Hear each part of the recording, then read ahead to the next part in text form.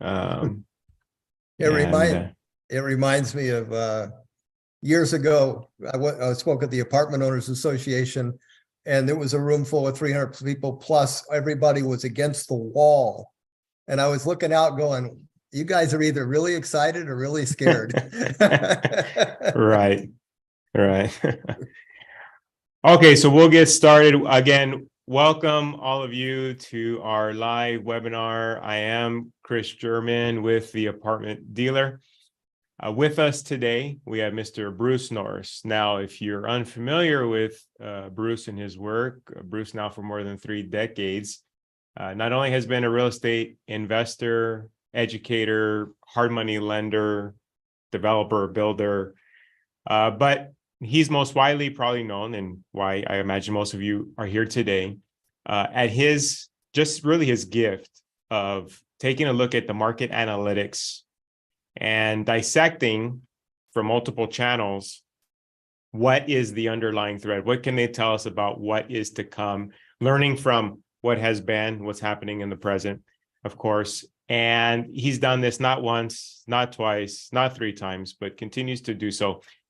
So kind of eerie, in fact, that in 2019, Bruce and I were at a live event together, October of 2019. And Bruce from the stage asked the question, well, what would happen if there was some type of black swan, some type of anomaly that came into the market? Well, interestingly enough, in 2020, we had COVID. And so, of course, Bruce wasn't thinking COVID, but the question still remained of how would the market react? And we saw how the market reacted, how the Fed reacted, and really what has spawned what we are here today in terms of the market cycles. So Bruce, all the way from Florida, I know that you couldn't be at our live Apartment Owners Educational Luncheon last week. As I mentioned, we had close to 300 people there, many of which are looking forward to this webinar to bring what you have to say and couple it with the information that was shared at our event. And I thank you for taking some time with us this morning, all the way from Florida. Chris, thanks so much for having me. I'm going to take you back to the beginning of some of these interesting things that I experienced. In 2009, there was a gentleman named Bill Richards. He was the senior client manager for UBS, and he hosted a quarterly meeting with the top 10 hedge funds in the world. And in the January meeting, the first quarter, the guest presenter was Paul Volcker. On the second quarterly meeting, it was Bruce Norris, which is kind of funny because everyone knows Paul Volcker, and who in the heck is Bruce Norris? So why was I asked to speak to the 10 biggest hedge funds in a 3-hour dinner and talk to them about what I had seen? Go to the next slide. I've paid attention to this chart for years and years. And in 2006, I wrote a report called The California Crash. And I got a chance to get invited by John Burns, who has a consulting business, and he had a builder consultant that was from UBS debate me in front of the California builders. So this was in 2006, a very happy year for real estate. What they didn't know is I had sold about 100 properties that I owned just a few months before that to exit. And a few years later, when the market bottomed, I would begin accumulating over 700 other ones. So that's the importance of understanding when to do something. Go to the next slide, please. So this is the report that I wrote, and predicting that prices would go down by 50%. What's really hard about writing a report like that is it hasn't occurred yet, and you write that report in 2006. What's the mood in 2006? Everybody loves real estate. So it's very hard to believe that what you're saying is true, but how important it is to understand that there's a process to know, even before a builder, what's inevitably coming. The builders were euphoric because they had such recent information as in if they put a house up for sale, everybody wanted it. A year later, no one wanted it. And so it was a kind of a stark thing for them to realize that this was in fact going to turn really ugly. At that, after that dinner, I was offered several $1 billion from hedge funds to invest their money, and I passed. And Chris, like you, I have a passion, and I have a passion to deal with people that are families, the men and let's say that are raising families and kind of started where I started. That was my passion, and I knew it. And I didn't want to take a couple $1 billion from UBS, but we got put on the map. And the next morning, I got a call from Goldman and Sachs. And one of the reasons I don't like Wall Street is their attitude. So the first thing the Goldman Sachs guy said to me, now he just called me. He said, "Why am I talking to you with that kind of tone?" I said, "I don't know, pal." I said, "You called me. What do you want?" He said, "Well, we heard what you said last night to UBS, and we completely disagree." I said, "Great." I said, "Why don't you ask a couple of questions and I'll answer them. If you're not happy, hang up." He said, "Okay." So he asked the two questions I knew were coming. I explained to him why his thought process was wrong. There was a pause. And he said, "My God, you just saved me $1 billion." He said, "Would you like to be our consultant?" I said, "No, but thanks for calling." And that was quite an interesting little piece of my life. But how did I even get interested in looking at when to look at real estate charts and what's next? Go to the next slide, Joe.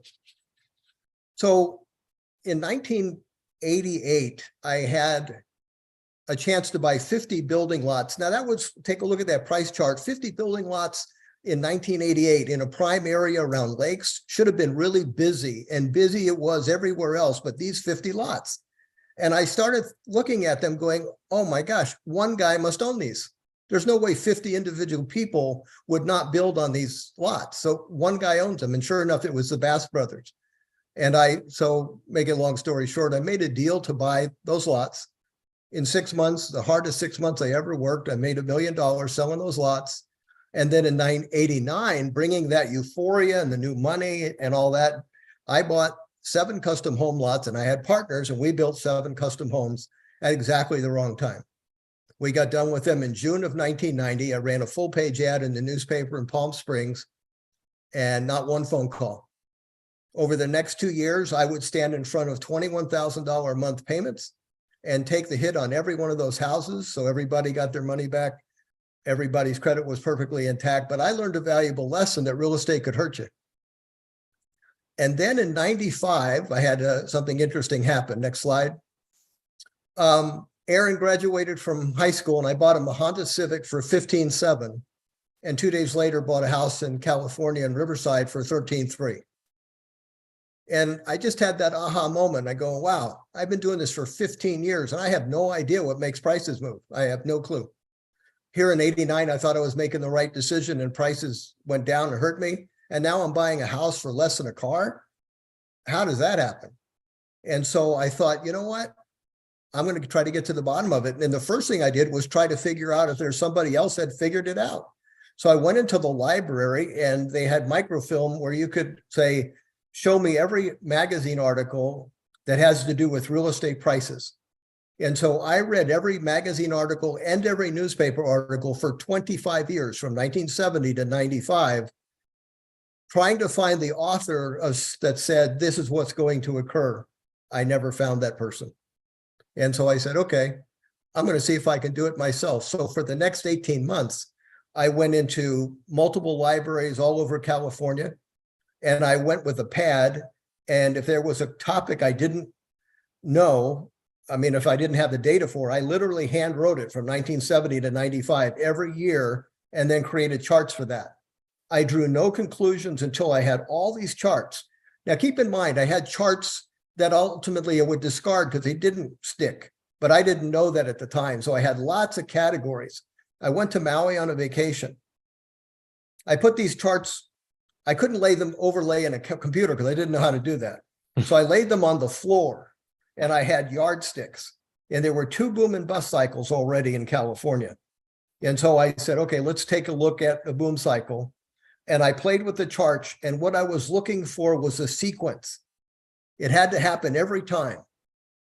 And I thought, wow, I see it. And I wasn't thinking of writing a report. That was the last thing on my mind. What I wanted to know was where to put Bruce Norris's dough. Mm-hmm. And then when I got to the bottom of this, I said, okay, I think I will write something. And it was mostly for my dad, to be honest with you. Next chart or next slide. So I write this report. This comes out January of 97, why real estate prices will double in the next 8 years. Now, when you write a pleasant title report, it's like received with a hug. They don't, they think you're crazy, but they still like that you showed up. When you write a crash report in the middle of a boom, no, that's not the reception. So this was happily received, and then go to the next slide. That's what happened to prices. It gradually kept going up and up and up, and after 8 years, it kept going up some more. And I started to get concerned, and that's when I realized something was amiss. And in 2007, 2006, we interviewed a lender in front of an audience of hundreds of people. And Chris, you'll appreciate this question. I thought it was going to be a 15, 20-minute interview. It was a one-question interview because I got my information right away. First question I asked was, stated income loans, where does the stated income number come from? And she said, oh, we just make it up. And I just thought, okay, I now get it. The whole thing is fraudulent, and you're so arrogant, you don't even mind saying we commit a felony on every loan. So, okay, I got it. So that was after the California crash was already written, because the numbers were already skewed, but that created a big problem. Go to the next slide. So California crash again, next.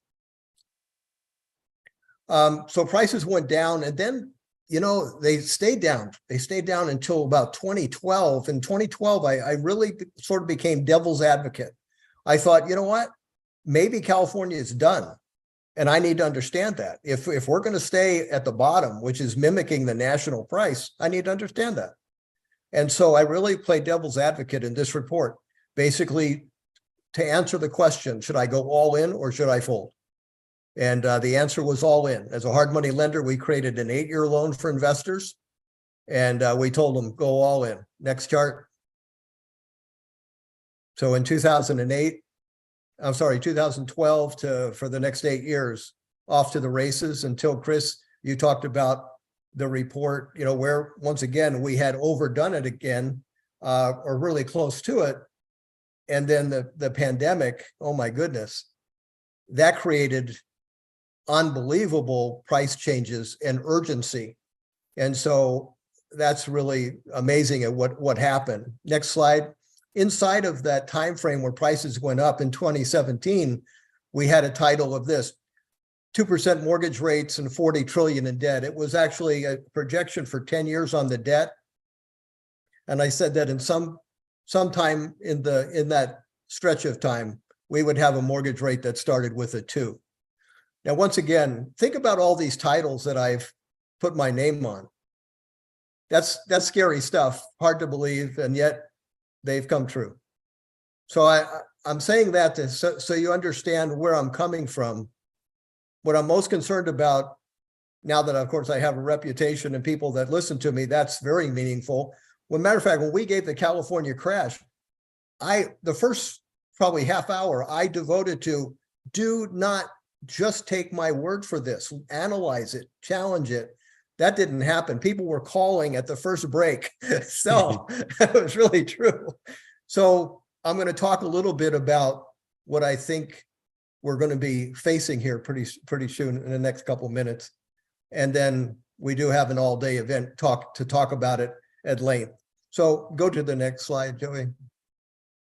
This is the moodometer that's what I call it. This is the percentage of the median income it would take to buy a single family home in California with a 20% down. So that's a really interesting chart. Why do I call it a moodometer? Because to me, it ranks the mood of the participant. If you look at the gold line, that's the capacity of the participant. The capacity is very high. You got it there. You have reached it in 80, 89, 06, and in 2022. Huge capacity. As a group, how do you get there? How do you get to such a high level as a group? Well, if you had anything for sale in 2021, you know what happened. You couldn't wait for something that you own get put up for sale, because God only knows what it'd go for. You know, you'd have 20 offers in the first 4 hours, and you'd get a price that you'd never dreamed of. Well, why? Because the mood of the participant was off the charts, and they had probably tried to buy 10 other homes and failed. The pressure was on, and then all of a sudden it's not. So take a look at this chart and tell me, how long do you stay at the gold mood? Not really very long.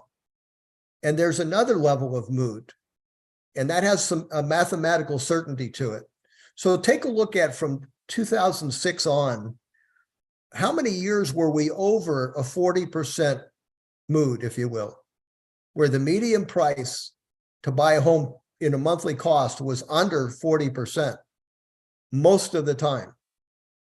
So let's go to a 40% chart now. We're sitting here looking at, we're almost at 70%. But what if things went back to normal at today's interest rates? Go to the next slide.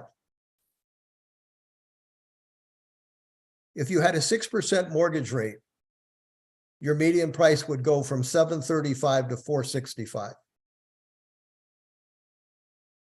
Go back, Joey, to the moodometer. How often does that happen where the mood descends and goes back to normal? Every time. So go to the next two slides at the end, Joey. So really, this is an interesting question that I'm really still pondering and doing research. So what's next? I feel like we have a lost decade in front of us, or we better have 1% interest rates.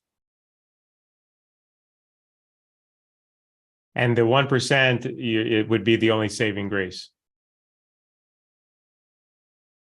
Well, because if you don't have that, and okay, go back to the moodometer. How often do you visit this gold line? Once every 15 years? Right. So if you think you're going to get back to the gold line and euphoria in 2, 3, 4, no, never's happened.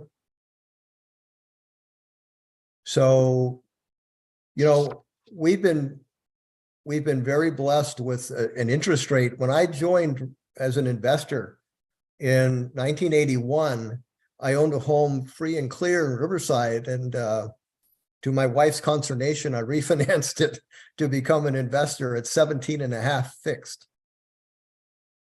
Ever since then, that chart has gradually gone down, as you know, all the way to about 2.5. Well, that's allowed this price craziness to happen. And so what's next? It'll be very interesting to see. Now, that doesn't mean there's not mitigating factors, because we're already feeling the benefit of that.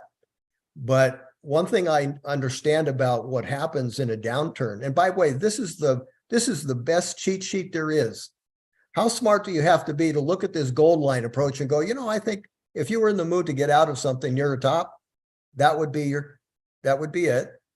And as the mood descends, here's what's really interesting about a mood. So let's say in 2009 and 10 and 11 and 12, real estate's cheaper than it's ever been. How's the volume of sales? It stunk so bad that we had to bribe somebody with $8,000 to buy one that was discounted 60% from 2006. In 2006, you didn't have to bribe anybody to buy anything. So a $365,000 Moreno Valley house in 2006, we were buying at 65 grand in 2009. And why were we able to buy it? Because there wasn't a bidder for 66. So this chart basically is a great cheat sheet. It judges the mood of the participant. I'm sure the mood of those watching is changing slightly as well as we're going through this data. So I'm chomping at the bit with a few questions here, but I know that the participants also have questions. So Bruce, I'm going to ask you a couple questions here. While I do that, for you, the viewers, if you have a question for Bruce or I, if you hover down at the bottom of your window there, you'll see Q&A. Go ahead and click there and submit a question. We're going to get through a handful of these while Bruce is with us.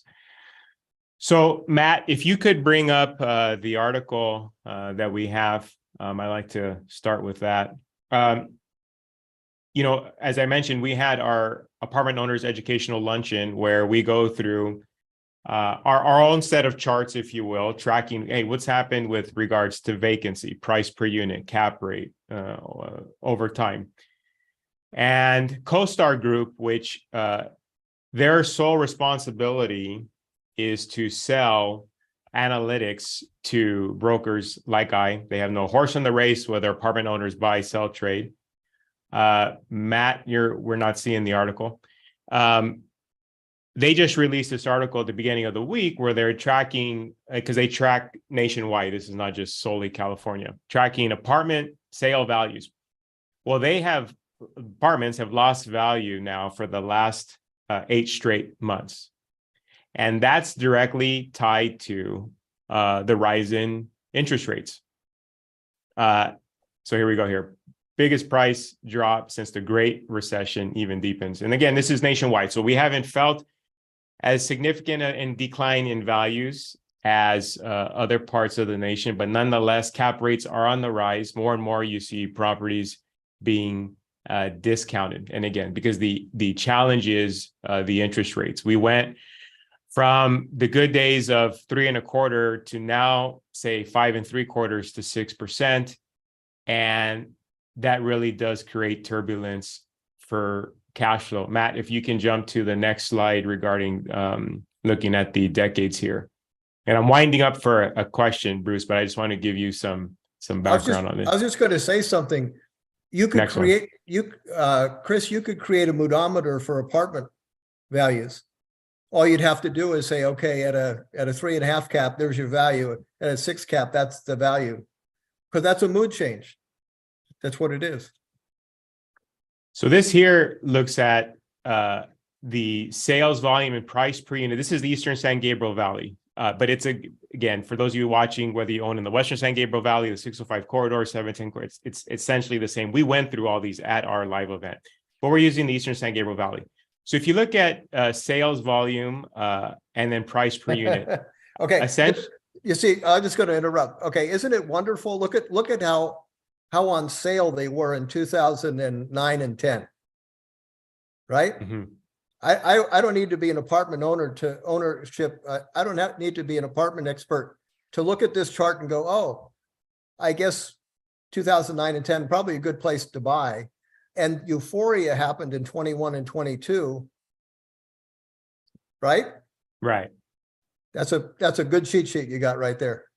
Well, and so here's the interesting thing. So obviously the 2 decades have mimicked each other. And in 2019, you walked in the room essentially telling the attendees at our event, hey, unemployment is low, homes are affordable, interest rates, while not as low as they would be in 2020, were nonetheless low. Why aren't homes selling? There's a problem in the market. Greg Burns walked into our event 2019 saying, hey, there's Greg Burns of IPX 1031 exchanges. They have a good sense of the volume that's taking place of money that's in exchanges. He's saying, hey, we're way down. I brought our own set of charts saying, look, if you look at price per unit, cap rate, we're cusping the hill here. But then in 2020, we got this anomaly that sent the market, it gave it one more gasp of air. But go to the next chart, Matt. But look at this is by quarter now. Look at the 4th quarter in 2022. By then, interest rates had wreaked havoc on the market. We were hovering nearly 6%. Sales volume was way down at the end of last year. So that's what we want investors to know. So now, okay, let's just park here for 1 second.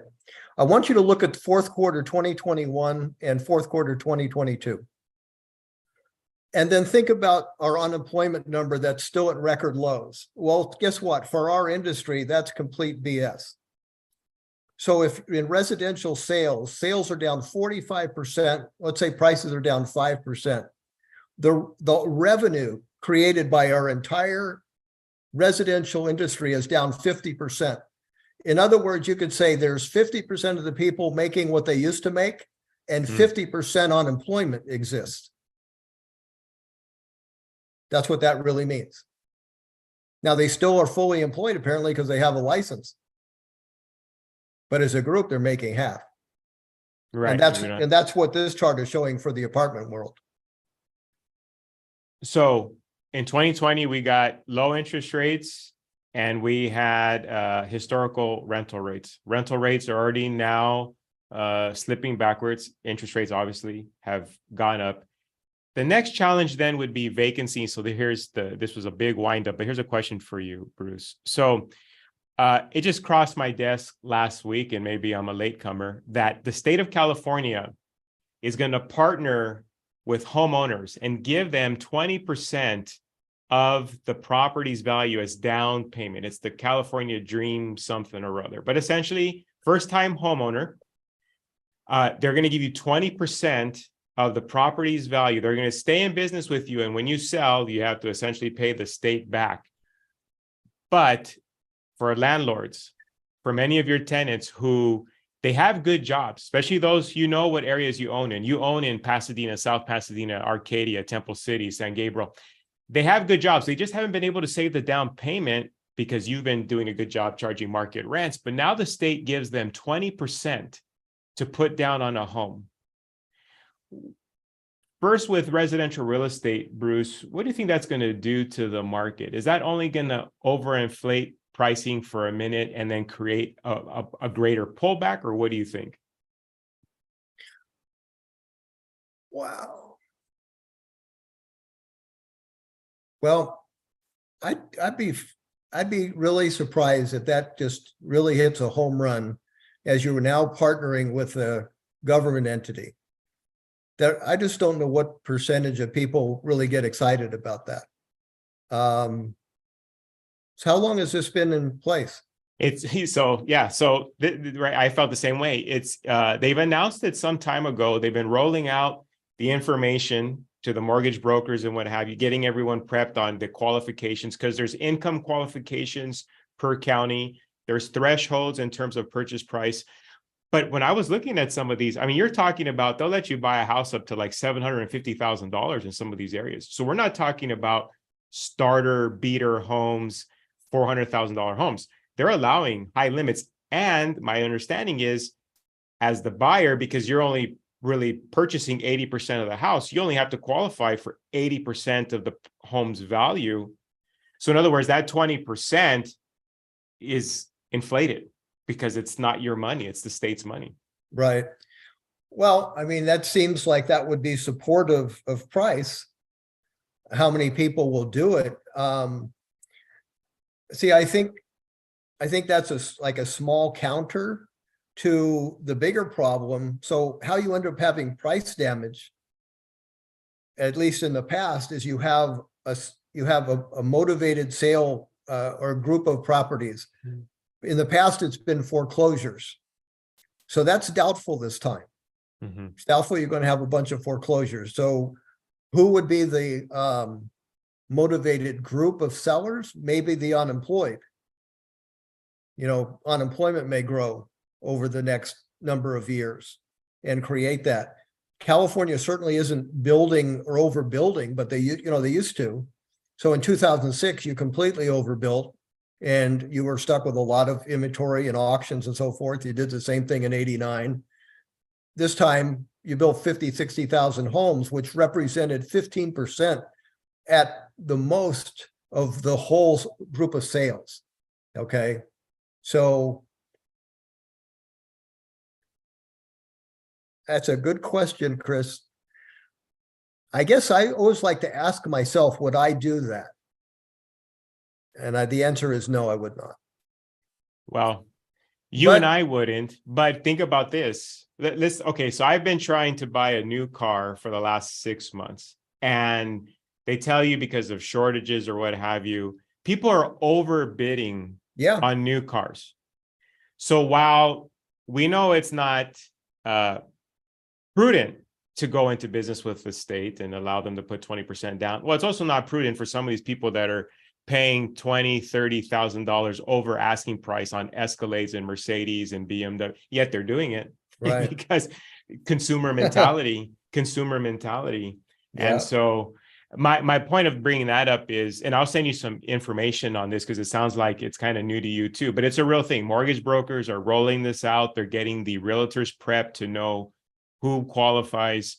And I want to say the state allocated like $30 billion to, it's either 30 billion or 300.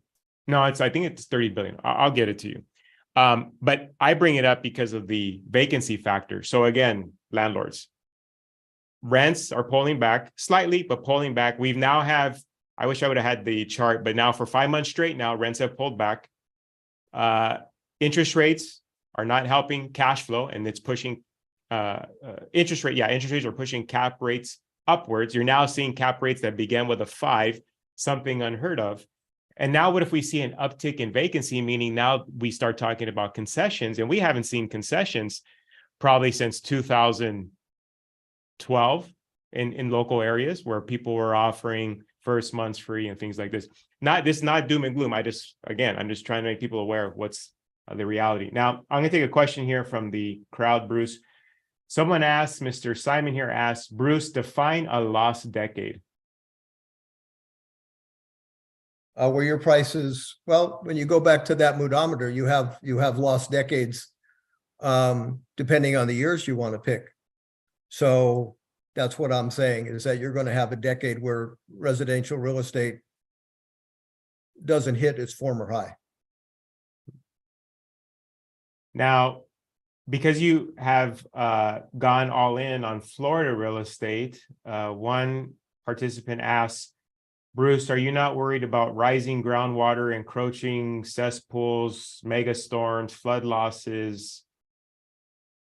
What are your, the challenges that Florida has with regards to that? No, the answer is no. And, I'm more of an independent study on stuff like that. So I know climate change is one of those scary subjects to even talk about.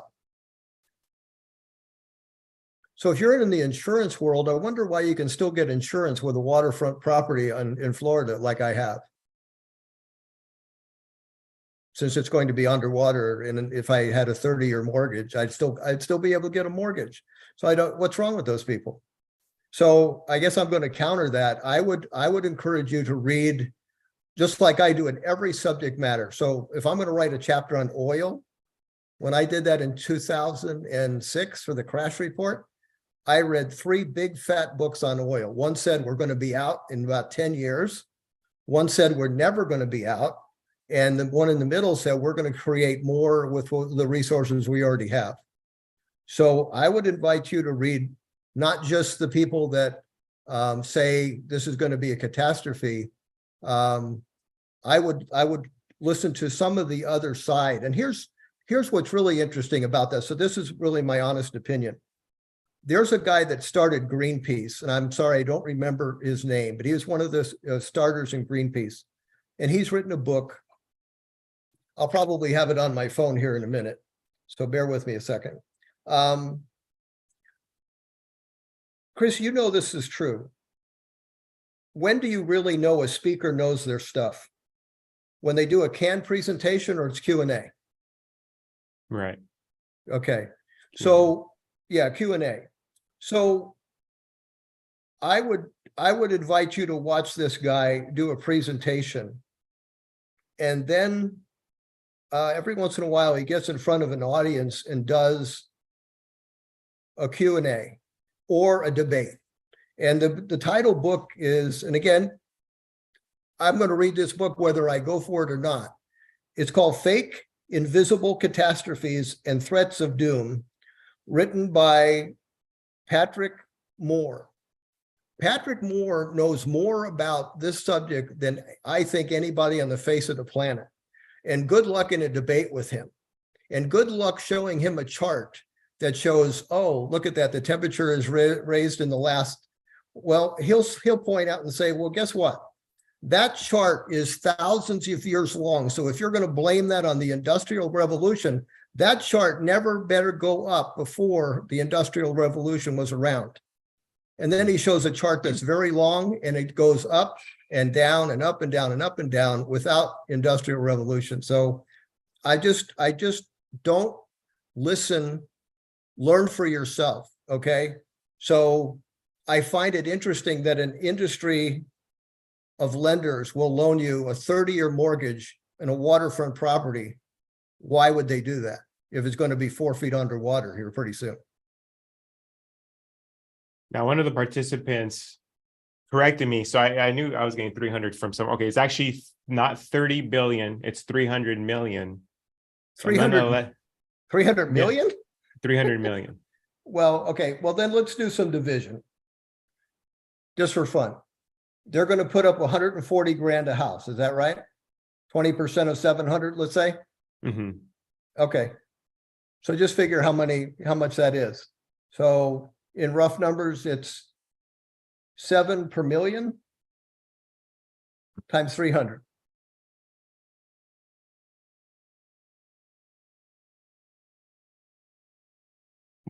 So you come, I don't have a calculator. 300 times 7, I think is your number. So it's 2,100 houses. So I wonder if it's really the 300 million. So I'll have to get the answer to that, because it seems to me, obviously they did the math too. That's not very many people you're assisting. Right. It's not enough to be a market changer. And that's why I wanted to get that number. And we'll take a look at that. Okay. One person asked here, so if I don't want to wait more than a decade for the mood to change, I should sell my Los Angeles property. No, you just should be aware that you probably have a property that will likely not be worth what it was today. I write the California crash report in 2006. I had a residence in Riverside worth probably 1.2 at the time. So in 2006, when I wrote it, 1.2 million. Did I sell it? I sold it eventually for 750. So why would a guy write a report, sell 100 other houses, and then not sell his residence? Because I don't own a residence because I wanted to make money. I own it because I want to call the shots inside my own walls. So I don't know how to answer the question. You know, am I selling any properties right now? No. But partly because I live in Florida, so there's a little bit different, and there's a different set of numbers at work there. So we're still we've got 25 spec builds. Like I told you, I'm in escrow with 3 of them. The properties have gone up about 50% in the last 2 years, and every dollar of that has stuck. Those houses are pending for that exact number. I just sold my residence, and it had a 50% increase in 2 years, and every dollar of that stuck. So Florida is a different case because of who migrates here and how much money they have. And I know that at your session, you really dive into that. Of course, I've attended your live sessions, the one that you have coming up here in June. You know, we only saw a handful of charts here of what you actually go through the day of. But like you said, Florida functions differently than California. Of course, we're losing wealth. We're losing a part of our population. For apartment owners, legislation only gets tighter and tighter. Mike Brennan, who you've met at our events, who's the eviction attorney, this last event basically said, landlords, you either are in or you're out, because it's only going to get more difficult. So if you can't, if you thought COVID was bad in the regulations, what's pending is worse. And so if you can't stomach that, then you probably got to contemplate an exit, because when it comes to legislation and oversight and government interference, it's only going to get worse. Whereas in Florida, they're pro-landlord, pro-business, right? So it's a different animal altogether. And that was part of the decision process I made to exit California, just because I didn't feel like I had control anymore. We used to, flip a lot of houses. And if I bought a house with a former owner in it who falsified a rental agreement, I could be a year taking them out of that. Last time I had to do it, it cost me $50,000 in legal fees. With regards to the 1%, because I've been thinking about this as we've been discussing here, it seems to reason that with inflation being what it is, the Fed cannot pull back on interest rates. If anything, they only raised it a quarter point this last meeting, which it was not because there was economic strength. It actually showed the weakness of the economy and the banks. And so they would have liked to have raised it more, but had they pushed it past a quarter, it probably would have been an interesting ride at the banks and what have you. So I don't know that, how do we get to that 1% when the Fed is in a push come to shove with inflation that, hey, they got to still continue to raise this rate because inflation is still a problem? Well, that's the conundrum. They really are going to have to say, okay, we're going to go through the pain of a Volcker process. Doesn't have to be 17% interest to go through it. And I haven't decided which one they're going to do. I hope they land there. I do, because then we'll hand off to our kids something that's maybe a chance for normalcy to occur. If you hand this market a 1% interest rates, so what's next? Are we going to replicate Japan? There's going to be a new chapter in this report having to do with, okay, this is the debt levels of Japan and the interest rates that exist. So yeah, there's some serious choices, and the longer we wait, sometimes there's not a lot of good choices, and that's kind of where we're at. So there's going to be pain someday, whether we decide to get it done now or we put it off yet again. Let me just ask you this. Let's bat this around a little bit. So let's say unemployment is going to be a lot higher within 6 to 12 months. And you still have inflation, or it's not gone away yet. Do you think the Fed lowers rates quickly, or they keep it going? How did I explain to someone is they have the average consumer in one hand and business in the other, and they got to let go of one. They're not going to be able to hold both. With the battle with inflation, if they don't raise rates and they cave, then you might get hyperinflation. And so I think that they have to hold the line. Now, the problem is with next year being an election year. That's right. They're going to piece and glue this thing together I mean, look what's happening in New York right now. We won't name any names, but they'll do at any cost to win. So they're going to piece and put this piece and paste this thing together. Tell the Fed, you hold the line, get us past the finish line. But it's like that rubber band, which if you keep pulling it, you don't make the hard decisions. Well, the further you get out, when you finally decide to let it go and it snaps back, it only hurts that much more. That's right. So, yeah, well, it's to your point, one of the things that was really bad for 2006, 7, 8, and 9, 2006, 7, and 8, we had this artificially low affordability. It got down to 12%, which it had never approached that. And that's when I interviewed the lender and say, okay, well, that stated income question. Well, what happened there is we were at a low of affordability for 3 years when we did 500,000 houses. We buried 1.5 million buyers in a ridiculous price. You know how long it took to go from 22 to 17% affordability this time? 3 months. Yeah. That's all we buried. 3 months of people with a fixed rate loan.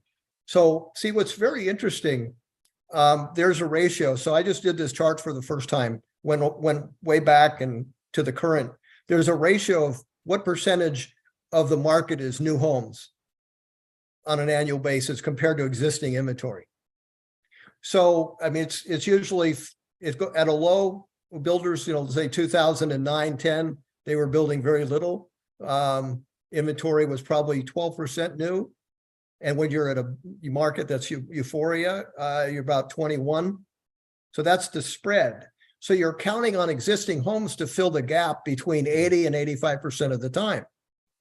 Well, one of the safeguards that's in place is those people have a mortgage rate that's 2 or 3 or 4. So would you exchange that for a 7? Right. You'd have to have a have to situation. Or you'd say, you know what, I got transferred or I lost my job, I'm going to go over here, but my interest rate's so cheap, I can make a cash flow rental. So all of this is uncharted territory, which was why the name of the last report was that. But, Sorry, but the longer you go, you're going to end up, first of all, just think about the volume of sales. The volume of sales now is about 250,000 instead of 400 or something. So any of those motivated groups that get larger start becoming a too big a percentage to ignore in how they affect price. So that's what over time, you may have a larger group of people just have to make decisions. Now, one of our attendees asks if they live here in California, they want to follow your example, say purchase properties in Florida. How hard is it, do you think, for them to manage at a distance? Boy, that's a great question. Well, that's why, we actually force the California investors, I don't care if he owns 500 houses, to go through 2 days of understanding Florida market because it's a different animal. So anything from a distance is harder, man. You know that. So you build a team first. You go there and you build a trusted team. So I did this in Grand Junction, Colorado in the 80s. I literally door to door knocked every property manager and ended up with one that I stayed with the whole time I owned what I owned in Grand Junction, Colorado.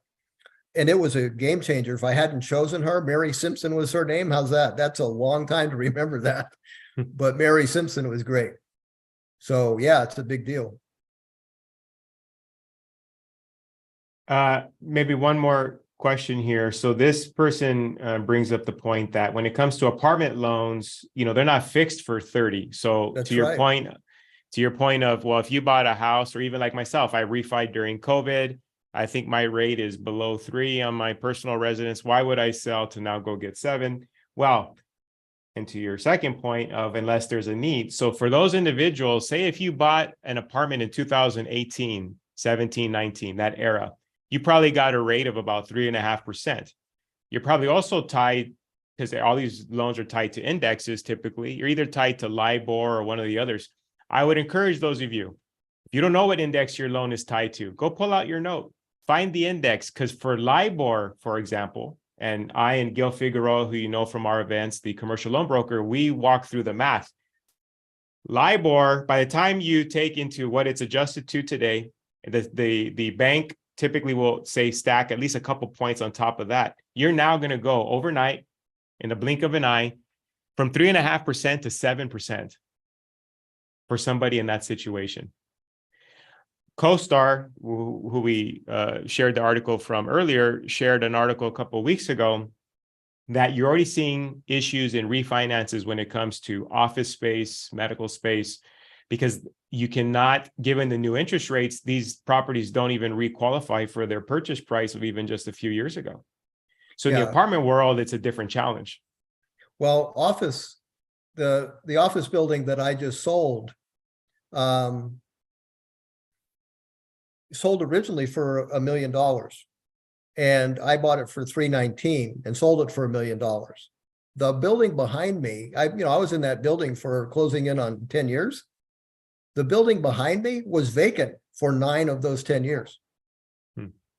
That's astonishing. But so you're right. That's one of the reasons I brought up the real estate agent. you have 50% of the transactions, the 50% of the income going on for lenders, escrow, insurance, agents.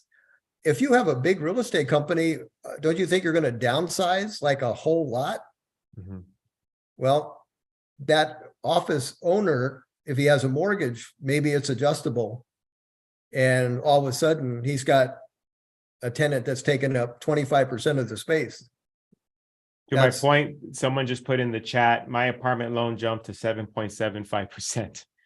So Okay. it didn't say where his starting rate was, but that is a world of difference. So again, apartment landlords, I want you to think about this. Those of you who maybe are challenging me saying, no, we're going to have 4 cap rates forever.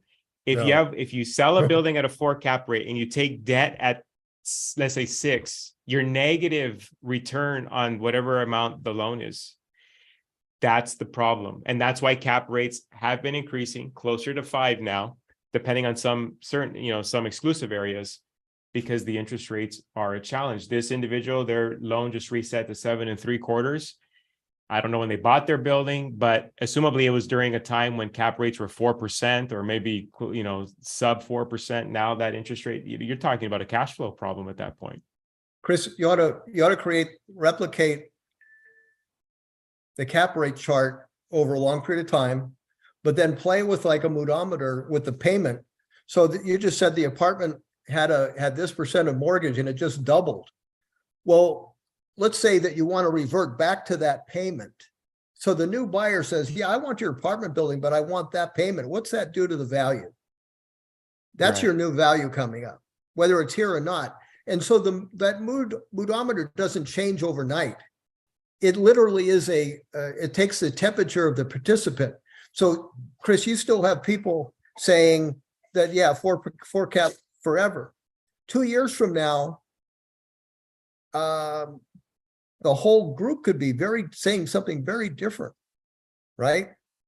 So you're being really honest in saying this could be a game changer. What were cap rates in 80 to 85? It probably wasn't 4. It might not have been 8. Right. Well, I have Matt. So I have the charts to that actually walk through this interest rate. I don't know that Matt will be able to pull up in time. We'll see if he does. But if we can, Joey, I want to give you control again. Let's put up your guys' slide for your June event, because I think it's important for people to be in attendance. Now, those of you watching, I don't earn a dime if you show up at Bruce's event. I don't get a referral fee. I've sat in on these events myself, paid for my ticket, even though I'm close friends with Bruce, because I think the information is that important. And while it is more geared towards residential real estate, understand people moving out of your buildings to buy homes or staying in your building because homes are not affordable has everything to do with apartments. That's why I think it's important. Okay, so here we go. So June 3rd, it's going to be in Riverside. Aside of, I see a number to call. Is there another way for people to say get more information about the event? I imagine just go to your website, Bruce. It's Yeah. easier if they email me a request. Just Joey at the Norris Group. It's in this side, and Chris, we'll give you a PDF version of this that you can go ahead and send out to anybody who participated today, so they'll have this information with them. Okay, and it's a full day event, so it's worth the price of entry. I know they feed you there as well, but the information shared is just excellent information. So again, I encourage you, those viewing, to get there. Now, Matt, I don't know if you're able to pull up those interest rate charts here, because I think we can definitely finish with that, because I think it's to Bruce's point that we've already figured this out in terms of the cash flow. Let's see here. So I see Matt's going. Here we go. So Matt, you'll have to click along. So here's the impact of interest rates, Bruce. So I wanted to see. I get it. Right. So if you have $1 million building, yeah, and we started out at 4.2 cap, and the interest rate was 4.5 at the time. Go ahead and click down just to the fourth line there, Matt. So by the time you get to 6%, your cash flow has dropped by 121%, simply by going from 4.5 to 6%. It went from 55.19 to negative 11.68. Now go to the next. Okay. Do you now have a conversion that says, okay, I'll buy the building, but if I can get a cash flow goes. of 5519? Here he goes. All right. Right here. Love it. So $1 million bill, same building, same Yep. income, There we- 4.2 cap. Go down to the fifth line, Matt, just for the effect. Yeah, there you go. 6%. In order to get the same 5519 cash flow, you have to adjust the price by 121,000. Now the building's worth 878,000. Now, So okay, now I want you to think about what also just occurred. Is your mood toward this investment as excited as it was 2 years ago? right. So you're not. looking at 5519 in euphoria mood. So what's really interesting, if you played with this going backwards, go to those years of 2005, 6, 7, 8, 9, all that. You go back to 2000. You'll hit euphoria to devastation to back to euphoria. You'll have the journey that you're about to go on. That's a fact. Yeah, we'll have to dig into that. Thank you for the suggestion. So that will be coming up. We'll have that data for our next apartment owners educational luncheon set for sometime in the fall. And I hope you can be with us in the fall, Bruce. I know you would have been with us at our last event, but you had personal things to take care of. So hopefully in the fall, you'll be able to be with us. Again, those of you. I sure want to be. Yes. So, well, thank you, Bruce. You're always very generous with your time. I thank you for the information that you shared this afternoon. Again, I encourage those of you viewing to get to Bruce's event. Any other closing thoughts, Bruce, before we let you go here? You know, I want people to understand why you and I do business together. It's just because I respect who you are. I don't do anything in the apartment world. Matter of fact, I love attending your events because who's on the panel? They're all smarter than I am in the piece they have. And so I learn as much as anybody in the audience, and I'm glad that I get to share a piece. I'm the residential world, which is not a big piece of your audience, but because I have this little niche of timing. But I love how you do business, and that's why I've always been there for you. No, well, I appreciate that, sir. Thank you so much. Thank you to those of you attending. For our other previous interviews with Bruce, he shares a ton of information or other interviews that we've had. You know where to find me on YouTube.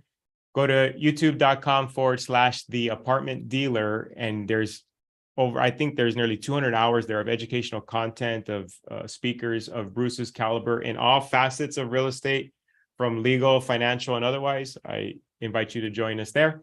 And until next time, this is Chris German, the Apartment Dealer, wishing you positive cash flow, tenants who behave, and much protection from Uncle Sam. Till next time. All right, Chris, thanks. All right, Bruce, thank you. That was fun. All right. All right, sir. Thank you. Joey, thank you.